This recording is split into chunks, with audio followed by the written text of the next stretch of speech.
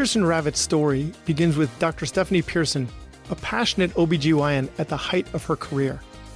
But when a shoulder injury struck during a precipitous delivery, her dreams were shattered, leaving her unable to practice medicine. Determined to make a difference, Dr. Pearson became an advocate for her peers, guiding them through the complex disability process. Alongside insurance expert Scott Ravitz, Dr. Pearson founded Pearson Ravitz, a company determined to approach insurance differently.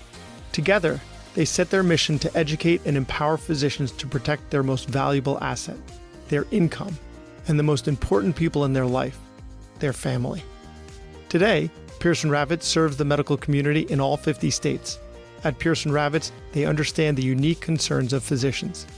Physician-founded and physician-focused, Pearson Ravitz builds human connections before they create quotes. Life can change in an instant. It's hard to imagine that a sudden illness or injury could leave you and your family in a devastating financial situation. But with little planning and guidance, you can prepare for every possibility. Visit PearsonRavitz.com to schedule your consultation with a Pearson Ravitz advisor. This is part 2 of conflict resolution and mediation for physicians. Make sure you check out part 1 if you haven't yet. And if you have, let's go.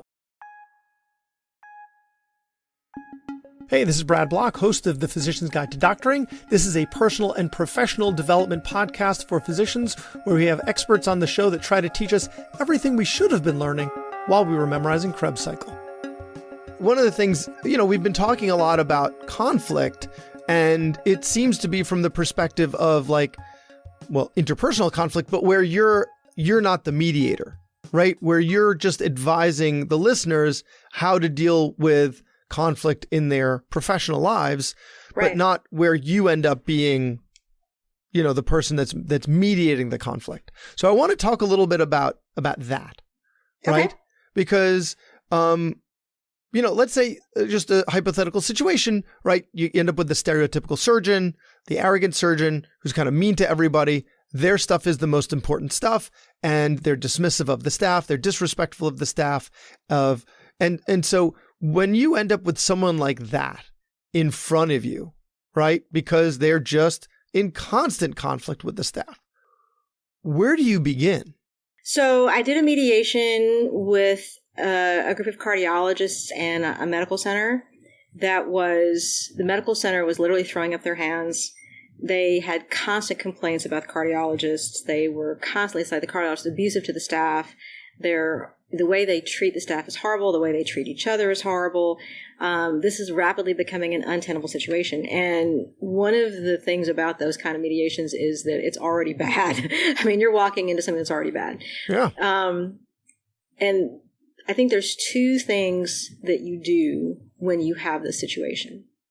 And I think surgeons, cardiologists, any situation where you have somebody who is in the system but actively abusing the staff and constantly causing this kind of disruption. The first thing that you do when you walk into that situation is you actually show, and I've done this before, and actually American College of Surgeons has this data, and it's awesome, talking about conflict in the operating room. But so often when these people are in this situation, they do not see themselves as part of the system. They see themselves as somebody who's using the system. In other words, the operating room, the staff, these things exist for me. They are here for me. And your job is to have it all ready for me. And so the first thing I will do is so what we're here today is we're here talking about the system in which you're practicing. And you are part of that system. And so the first thing we start to do is we start to reframe this conflict and I will tell you, when you see this kind of thing, especially with physicians that are actively disrupting what's going on, they really do see this system in service to them. In other words, they are the person who's the ruler. All of you are here to serve me, and I can treat you however I want to treat you. And everyone's replaceable except for them. Yes. Or I bring in millions of dollars. You can't say anything to me. I'm going to do whatever I want. And what you have to do, the first thing they do when they sit down is when you sit down, it's this is why we're here today. These are the rules of this conflict, because you have to set these rules. But as we were in this mediation, and I was talking to the cardiologist about it, it's like, I would like for you to verbalize how you feel like you fit into the system. How do you fit into the system? And a lot of times they don't know how to answer that question because they don't see themselves as part of it. They see themselves as above it. And so you have to, first of all, say, no, you're not above this system. You are part of this system. Just like these people are all part of the system. And so as you start to go around and people start verbalizing, sometimes you get, because they really legit did not realize that people saw them that way. Yeah. You don't always get that though. You mean from the staff or from the surgeon, for the surgeon, the cardiologist, or the doctor, because the doctor is like, did you really not realize that they don't like you? Did you really not realize they hate working with you? Did you really not realize that they have to have 5 cups of coffee and take 6 deep breaths before they walk in the room with you? Because they don't like being there. They don't realize that. So that's the first thing. How do you, is this, in this situation, is everyone present in the room together? Not everybody. Usually it's a smaller group. I would think they would be reluctant to speak up against someone who is, because medicine is extremely hierarchical.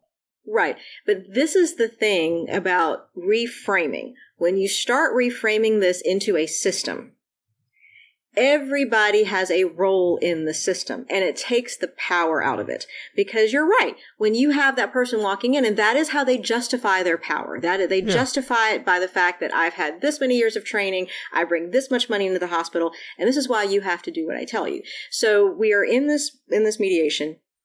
We are mediating with the staff, and we did not have all the staff. We had representatives, and we had manager in there. So this was a group of, I think it was 8 people.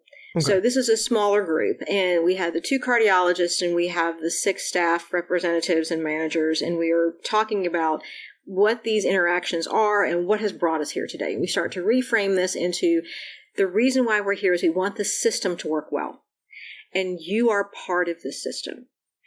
And so as you start to reframe that from power into staff, you reframe this into this box of we're all here trying to do the same thing. We're starting to align goals. So I'm in the middle of this mediation, and we're starting to make some progress. And one of the cardiologists clearly has had enough, says, I'm not going to listen to this. This is BS. I'm getting up and I'm leaving. And he stood up. And I didn't stand up. I was sitting down, and I said, now I want you to listen to me. If you leave this mediation now, not only are you losing the opportunity to build a relationship with people who want to help you. They're sitting here right now because they want to help you. Yeah. If they didn't want to help you, they wouldn't be in this room right now. You are actively putting your patients at risk, because the worse this situation becomes, the worse patient care is going to suffer. Do you really want to have that conversation with an attorney, or do you want to continue to have this conversation here? And he just looked at me, and I said, I'm serious right now. Yeah. Do you want to do this here in a safe space with people who legit care about you? Or are you going to get your butt up and walk and put your patients at risk? Because you can decide that right this second. And I think I did say it like that. And he kind of looked at me, and he sat back down. And we finished the mediation. And there's a name for that. We had an episode a while ago with, and I can't remember his name, I'm not going to guess now, but he's from Vanderbilt, where they have a program where they have internal reviews and external reviews. Go ahead. And what they found is the more negative your internal or external reviews are, the more likely you're going to end up in litigation. And so what they do is they have opportunity, they rate the internal rating of physicians, external rating of physicians, like patients and staff. And if you're an outlier, then you have an opportunity for something like this, like remediation, where they educate you and help you to be, less of a jerk. And it's to say exactly what you said, makes it less likely that you'll end up in litigation. Because what they find is the staff is less likely to speak up if they see something happening in the operating room because they're afraid of you. And if you're more approachable, then it's less likely to occur. And so, what were you going to say? No, Vanderbilt did a program in the early 2000s, And what they did, they actually would go to hospitals, and our hospital did it, and I was in the program, which is how I know about it, where if there were outliers at your hospital, that they would train people to go and actually intervene with these doctors. And all you did was go in with their reviews. You would set up a time and you go and sit down with them. And I got assigned one of our ER docs to go and sit down with them and say, so the reason I'm here today is because I need to look at these reviews with you. And these are reviews submitted by patients about your interactions with them. And I'm not going to make comments about it. I'm not going to tell you anything else, but I do want you to know that these exist. Because Vanderbilt's thought process was, if you just acquaint doctors with the fact that they have that many negative reviews, they will become more self-aware and they will start to look at their own behavior. You don't have to wag fingers at them if they know that this is happening. And it was really interesting when we followed up that absolutely, at least for the ones that we did at our hospital, that there was significant improvement once these doctors were aware that this was a problem. That they were outliers. Yeah. I was shocked. I was shocked to learn that because I did not think that people would generally respond well to that. I would think they'd be like, no. Like, these must be aberrations. They'll continue to rationalize their own behavior rather than, like, I've heard the phrase, nobody wants to know that their own kid is ugly, right? Like, no. And so you're being shown this thing that you're ugly. And and most people will rationalize that rather than try and remedy it. But what you're saying and what Vanderbilt says is that no, in fact, they will. And I think that's remarkable and shows potential, for what we can do. So yeah, just showing them this information was motivation, which is great. Oh yeah. Yeah. And the term for that in conflict resolution is being the agent of reality.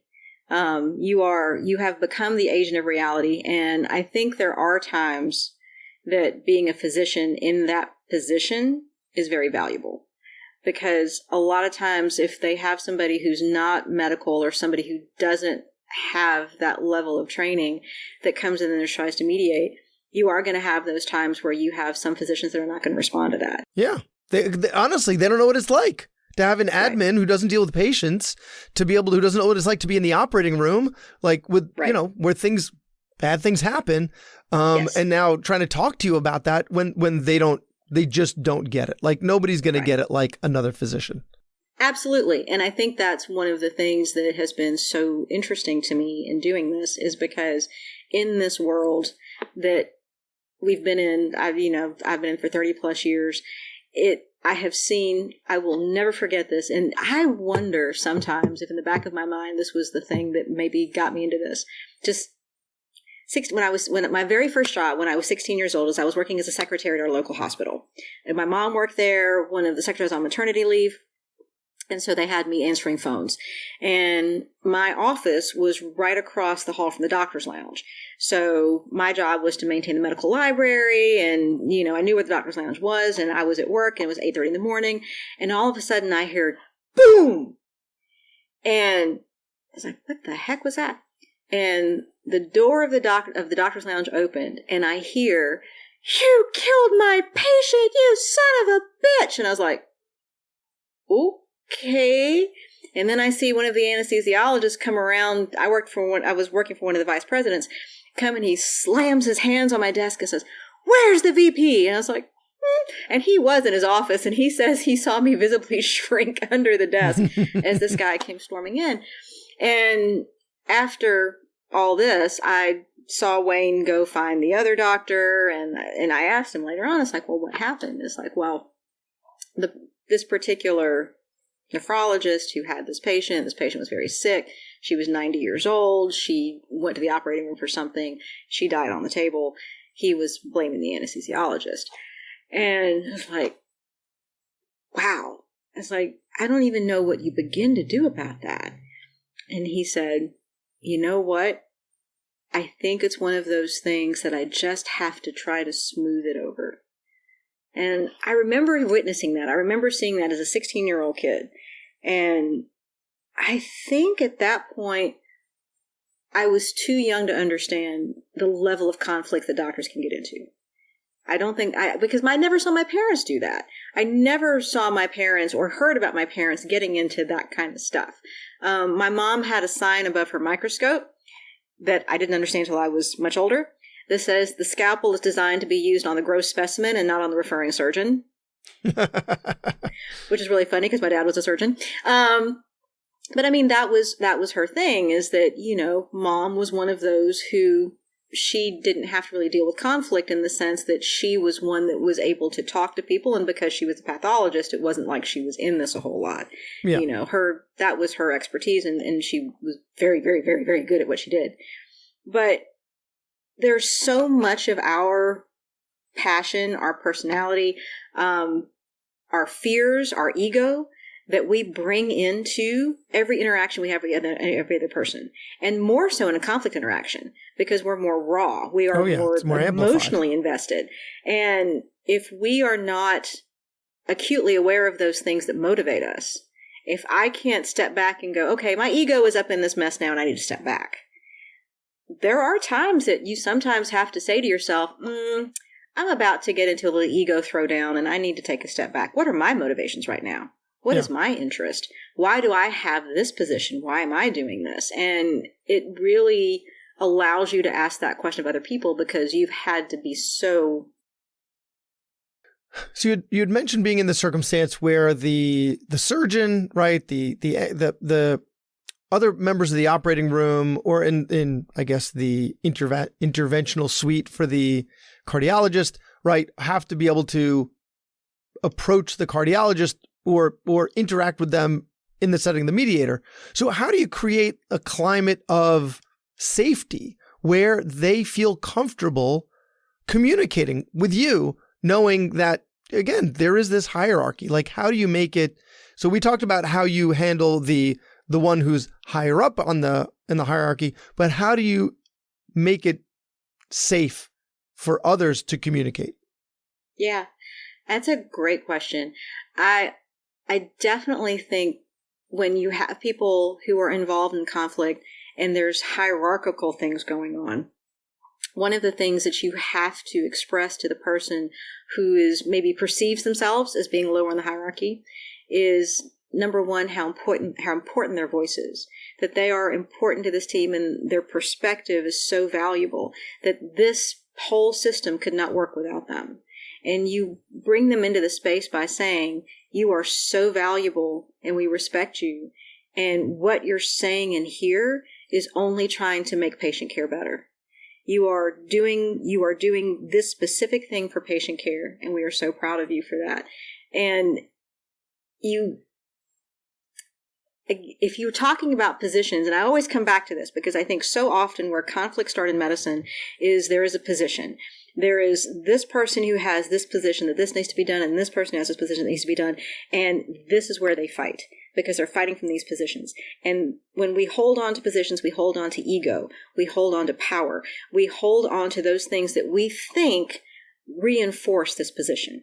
And so the first thing you do is you tell people, I get this is where you're starting from, but that's not where I want you to go. I want you to go to this frame. I want you to go to this frame that what we all care about right now. And the reason why we're talking is because we care about one thing, and that is because we want this patient to be okay. And your voice matters in this process. Most of the time, when you say to people, your voice matters because we're talking about something bigger than all of us, you start to transcend identity. You start to transcend hierarchy. What we're talking about is bigger than us. And it really is. We're talking about patient safety, patient care. We're talking about quality of life. Those things are bigger than us. They're definitely bigger than our ego. They're definitely bigger than our title or our degree. And when we do that with people, we shift it to something that's much bigger than ourselves, that space starts to form. Because people want to be part of that. They want to be part of that process. I think it's also, I don't like to use the term equalizer because I feel like that's bringing people down. You know, if it's like I'm trying to equalize everybody at this table is equal, you know, all these titles are equal. I mean, I want people to refocus on the fact that we are here for a higher purpose. Right. Okay. I get it. It's when you're saying equalizer, we're like, okay, we're going to bring you down a little bit. We're going to bring you up a little bit. But what you're saying is we're actually going to take everyone out of this. Yes. You're no longer part of the problem. We're going to focus on the patient, and we're all going to participate on how we can get this common goal of the patient doing well. And so then there's no, I get it with the equal. Yeah. Yes. And there's no, because I do think, especially being doctors, when we start to sit down at that table and we start to have those kind of discussions, I mean, I'm not going to delude anybody listening. We all work very hard for those degrees. We all work very hard to do what we do. And so if I start telling you sitting at that table that I'm going to equalize everybody, guess what you just did? You just checked out. You're not listening to me anymore. You're not. And you're not going to be invested in that conversation. This is who we are. And so that's why I don't like to say, okay, we're all equal here. One of the greatest things I ever read, reading resources about conflict resolution, is I was reading a book by a mediator who said, anybody who thinks that every conflict is going to end by people holding hands and singing Kumbaya is wrong. And we sometimes think that, right? We think about conflict resolution. It's kind of a term that sometimes is misleading because it makes it two things with that term. The first one is that we are assuming that when we're done with the conflict, whatever it is we're talking about, that we're done. Yeah. It's final. And we're probably not. And that's whole image of, we're all friends now, we're all happy. Probably not. The second thing is that if we talk about resolving conflict, like getting rid of it forever, we're making this very interesting assumption that conflict is bad. And I think that's sometimes, a lot of times it is. And we talked about all the reasons why for quality of care and all these things, why conflict in the sense of being a negative energy process is bad. I think what you mean is unresolved conflict versus resolved conflict, because what you said at the beginning of the show is your goal is to give everyone the tool. A successful conflict ends with everyone involved having more tools to resolve conflict in the future, and therefore need me, the mediator, less. And so if the less they need you, the more it means they're interacting with each other without unresolved conflict. They may have conflict, but they're able to resolve it on their own. But they're able to resolve it. That's and the second thing is, if we see that some conflict is good, there are some conflicts that are creative, that energy, like if you and I have a discussion about managing a patient, it's like, this patient has X symptom. And it's like, Lee, I think the patient needs X. And I said, Brad, I think the patient needs X. And so we're having this conversation. And in this conversation, I mean, we could call it a conflict, because you and I may be disagreeing about certain things about patient management. But ultimately, this conflict is probably going to lead to something very positive for the patient, because you and I are talking, we're bringing our expertise in, I am seeking to understand your position, you're seeking to understand my position, and then we have gone to interest. Once we've gone to interest, we already have an aligned goal. We want the patient to do well.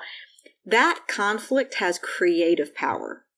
And so there are times that we have to recognize that conflict not only can be creative and very positive, there are times that conflict can be life-saving. There are times that we may actually be in a situation where there is something going on with the patient, it's not being recognized, but somebody says, no, this is happening, and I'm going to say something about it. That is going to create a conflict situation, but it's a conflict situation that's going to make people say, well, we should consider that. And especially if the person who has this insight into something is going on with this patient that's not being picked up, and then that person says, I need you to understand why I feel this way.